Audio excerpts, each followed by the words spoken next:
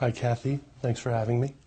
What are the various ways to measure the cost of the 2008 global financial crisis? There are many ways to measure the cost of the financial crisis, but none are perfect. The 7 that I focused on in the paper were the following. First, the decline in the market capitalization of world equity markets. Second, the decline in world GDP in 2009. Third, the decline in U.S. household wealth since mid-2007. Fourth, the amount of write-downs in the financial sector. Fifth, the growth of central bank balance sheets. Sixth, the magnitude of the U.S. government response to the crisis. And finally, the projected decline in U.S. economic output. Each method has some kind of shortcoming. Some have limited geographic scope. Others focus on just one type of cost. The single most compelling measure, to me, is the projected decline in U.S. economic output. The GAO estimated the reduction in U.S. output would be $5.7 trillion through 2017, and others have projected substantially higher reductions in output. Okay. In your paper, you maintained that losses on residential mortgages are not one of the true causes of the financial crisis. But how can you be so sure that these losses aren't to blame? Losses on residential mortgage loans are just too small to account for the full cost of the financial crisis.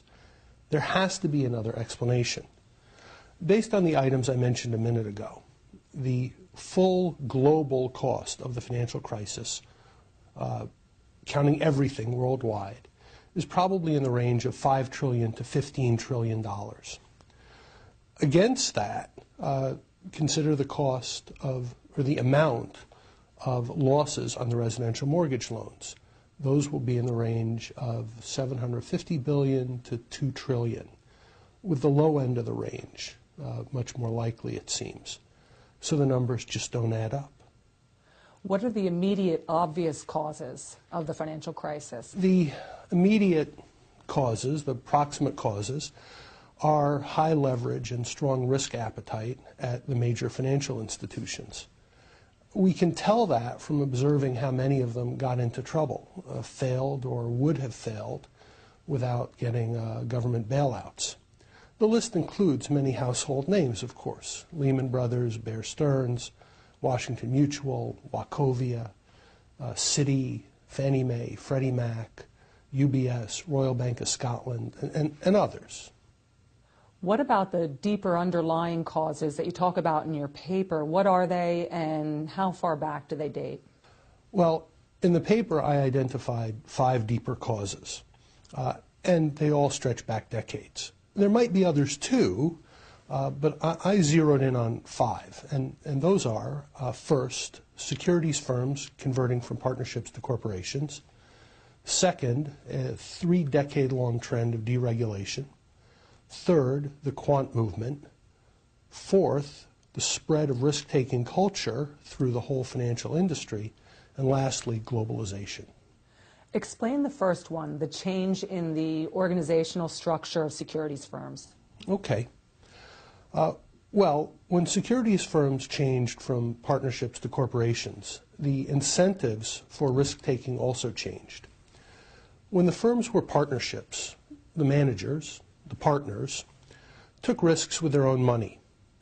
After the change, non-owner employees became responsible for key risk decisions, but they had skewed incentives. If the outcomes from taking risk were positive, they could reap huge rewards through incentive bonus plans. If the outcomes were negative, their downside was limited. They could get fired and have to get a new job, but their personal assets were safe. Okay, tell us about the impact of the deregulation of the financial services industry. Deregulation enabled the employees of the financial firms, no longer the owners, to act on their incentives to take greater risk. One thing that folks kind of forget about financial deregulation is that it didn't occur in a vacuum. It was part of a much larger trend. Deregulation covered many industries: air travel, cable TV, electric power, interstate trucking, natural gas transmission, railroads, and telephone service, to name a few. Also, financial deregulation didn't happen all at once.